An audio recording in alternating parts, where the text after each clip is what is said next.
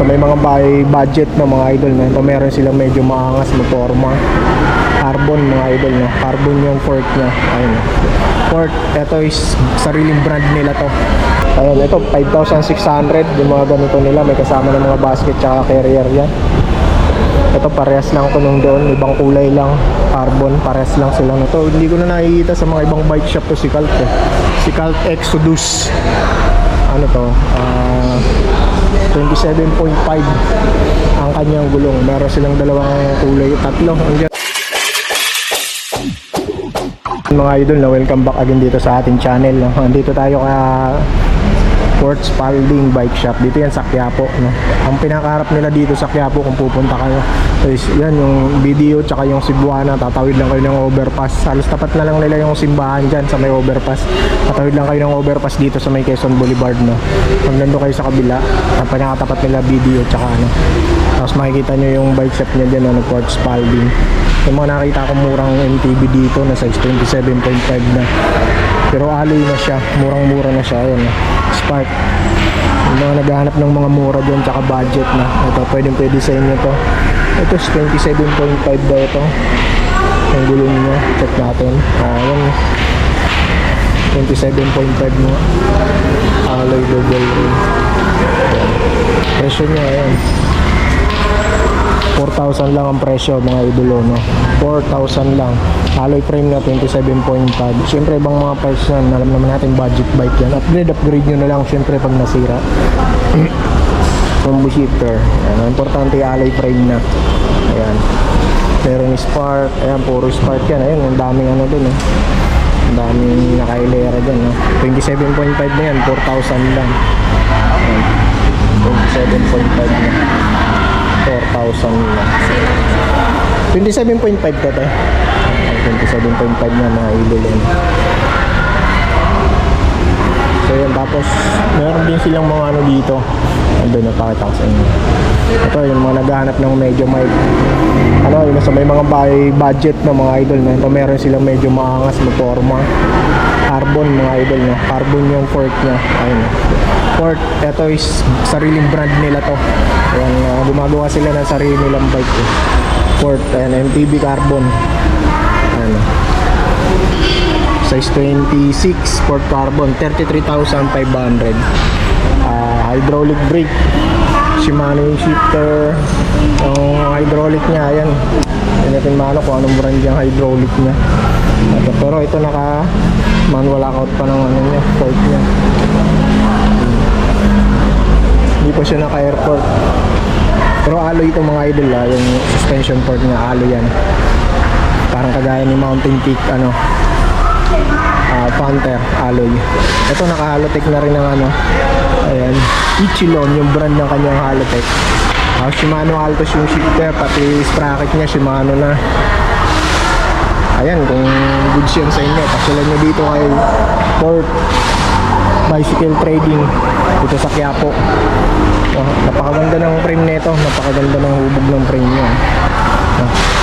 33,500 yan, slight negotiable pa naman yan, pasyalan nyo na lang dito.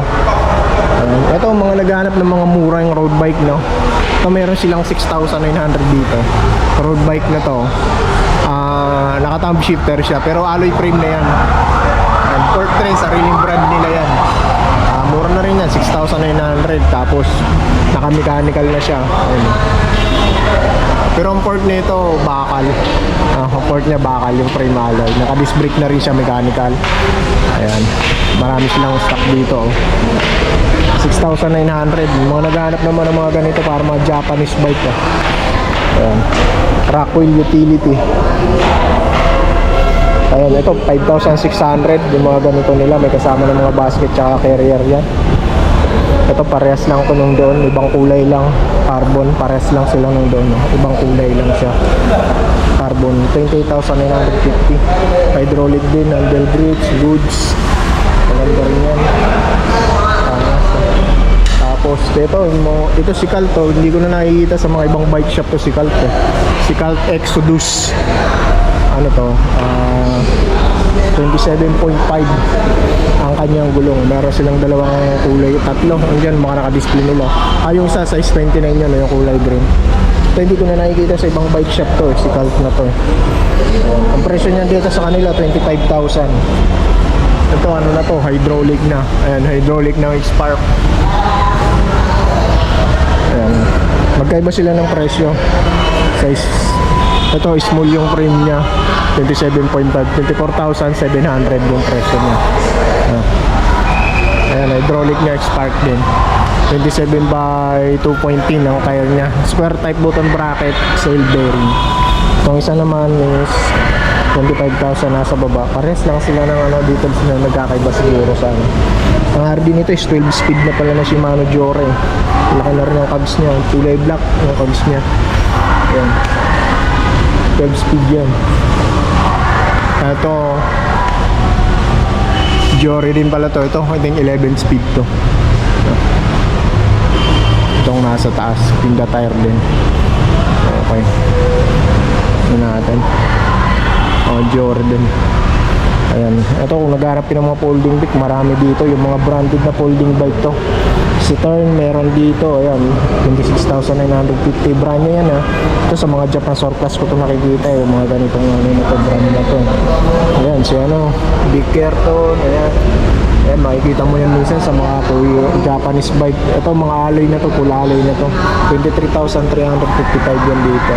Mga branded talagang folding bike to. Sa ibang bansa mo yan makikita mga Japanese bike. Ito, iba rin ang forma nito. Ayan, ganda ng forma nito. Naka-Rebu shift. SRAM Rebu shift siya. 3.0. Solid ng frame nito mga idolo, no? SRAM pala to. Set ng SRAM, naka B-brake. Ayan. Ayan mga design niya talaga yan, mga style nila yan. 48,450 yan. Ayan. Masolid ng frame nito, alloy. Folding, yung ano niya, frame niya. Ayan. Ayan, dito marami mga pambata dito. Marami rin mga MTB rito na ano. Medyo yung mga branded yan. GT, meron silang GT rito. Ayan.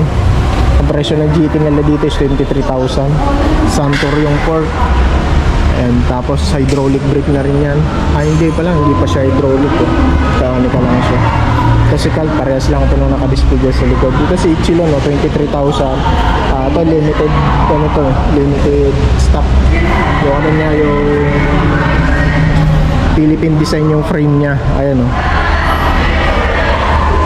Ang presyo niyan is ano, 23,000. Ichilo, hydraulic and 1x13 speed. Air shock port. 23,000 pala yan dito sa kanila. 1x13 speed na pala to. Naka-remote yung ano niya, suspension port niya.